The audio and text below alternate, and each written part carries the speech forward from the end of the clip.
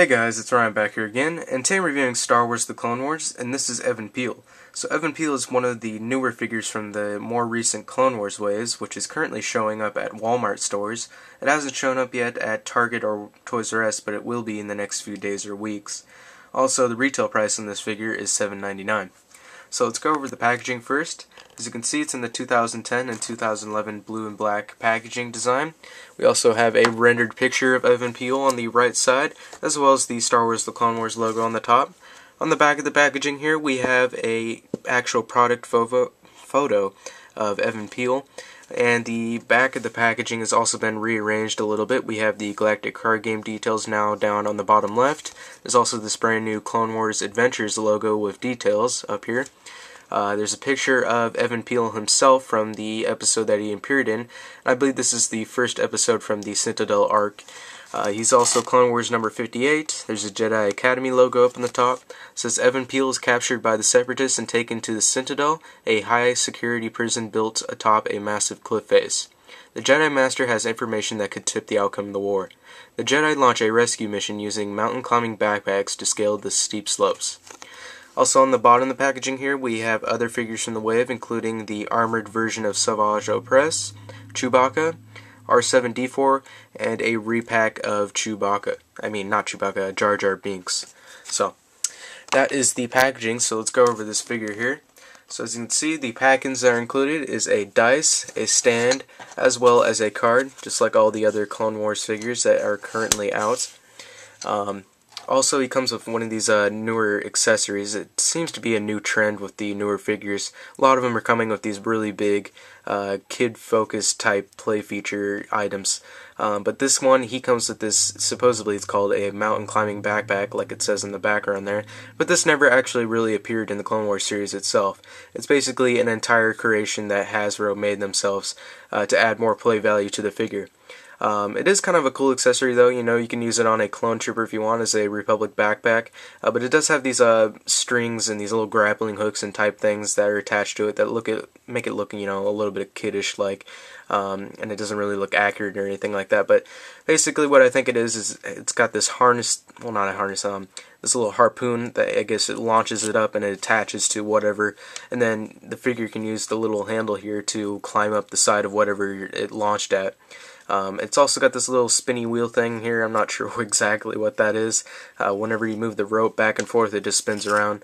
I try to move it around, but it doesn't really do anything that much. But it also has these harnesses here that you can attach onto the figure itself. And the cool thing is that the harness has 3 different little slots that you can attach the pegs to on the side of the backpack. So you can fit this on different types of figures if you wanted to, and because they have these different options for different sizes of figures, which is pretty cool. So that's that accessory.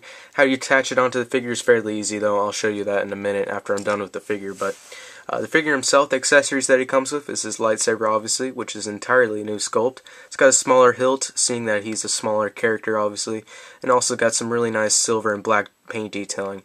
The blade is green, and it's not removable, but it looks pretty fantastic actually. The head sculpt on this figure is amazing. I love the scars going down his face. It adds a really nice personality to the character. Really cool sculpting on the ears itself, and also his little ponytail type thing that can be adjusted around if you wanted to, but for the most part you're not really supposed to do anything about it. But really good job sculpting on the head. The figure himself, they did a good job sculpting it as well, and they included a lot of articulation into it, which is really surprising. But there's a lot of good details into this little figure. Articulation for him is a ball-jointed head, a ball-hinged shoulders, ball-hinged elbows, swivel wrist, swivel waist, swivel hips, and ball-hinged knees. So unfortunately he doesn't have any ankle articulation, but it's not really needed seeing that he's such a small character, and you can easily move him around into a lot of different poses. And nor do I have any problems with him standing up or anything like that. He's pretty much got a good balance. But really cool figure and a lot of good articulation seeing that how small he actually is. And then you get a brand new lightsaber, fantastic head sculpt as well as body sculpt. Painting on the body sculpt is really good as well. Got the brown for the Jedi robe and a black for the kind of like the pants and the undershirt. And just overall an entirely good figure.